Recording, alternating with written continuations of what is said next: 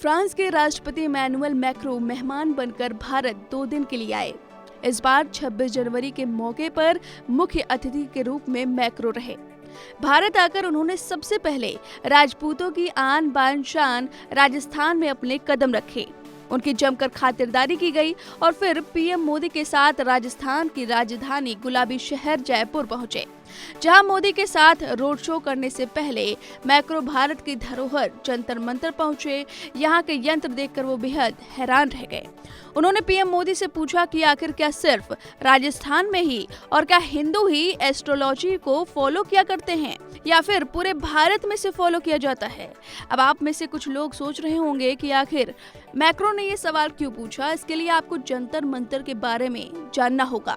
दिल्ली के जंतर मंतर का राजस्थानी कनेक्शन साथ ही फ्रांस कनेक्शन भी है।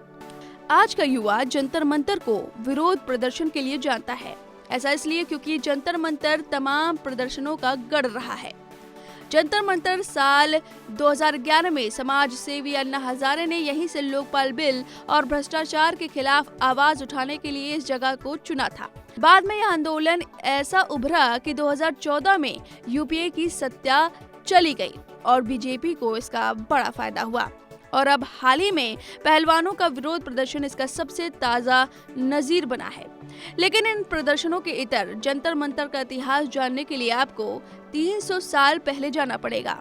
जी हाँ, साल था 1724। जयपुर के महाराजा जय सिंह द्वितीय ने इसका निर्माण कराया था।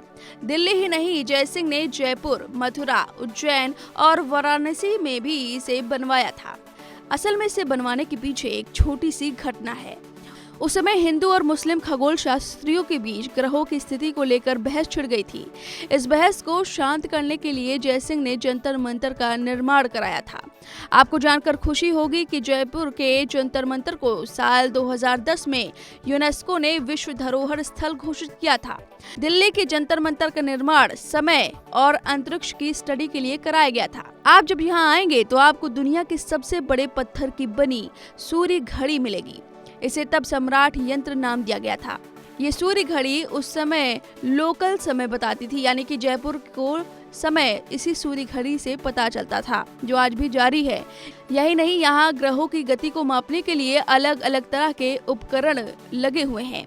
और इन्हीं यंत्रों को देखते हुए फ्रांस के राष्ट्रपति इमैनुअल मैक्रो ने प्रधानमंत्री मोदी से पूछा कि क्या सिर्फ राजस्थान में ही एस्ट्रोलॉजी को फॉलो किया जाता है या फिर पूरे भारत में से फॉलो किया जाता है। प्रधानमंत्री मोदी ने मैक्रो को जवाब देते हुए बताया कि पूरे भारत में हम सब एस्ट्रोलॉजी पर विश्वास करते हैं। 25 मिनट के जंतर मंतर दौरे के दौरान फ्रांस के राष्ट्रपति और भारत के प्रधानमंत्री ने कई सवाल पूछे सीनियर गाइड अमित मीना से। उन्होंने क्या पूछा और अमित मीना ने क्या बताया, चलिए जानते हैं।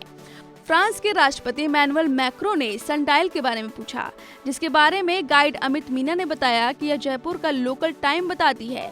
सनडायल सूर्य के जरिए जयपुर का रियल टाइम बताता है, जबकि हमारी घड़ी का जो टाइम होता है वह भारत के प्रयागराज में सूर्य की स्थिति पर आधारित है। ऐसे में जयपुर के टाइम में 38 मिनट जोड़कर हम हमारी वॉच के टाइम का सही टाइम हासिल कर सकते हैं। यह सूर्य की स्थिति पर कम या ज्यादा होती है, जिसे सुनकर मैक्रो हैरान रह गए। वहीं प्रधानमंत्री नरेंद्र मोदी अमित मीना से पूछते हैं कि बिग सनडायल की दीवार पर जो परछाई बनती है उसमें आर्च बने होने का क्या कारण है। इस पर गाइड ने उन्हें बताया कि उस वक्त चूने और पत्थरों की दीवार बना करती थी। ऐसे में हवा के दबाव से दीवार नहीं गिरे, इस बात को ध्यान में रखकर बिग सनडायल की वॉल में आर्च बनाए गए थे। क्या आप जंतर मंतर के बारे में इतनी जानकारी जानते थे? अगर हाँ, तो हमें कमेंट करके जरूर बताएं।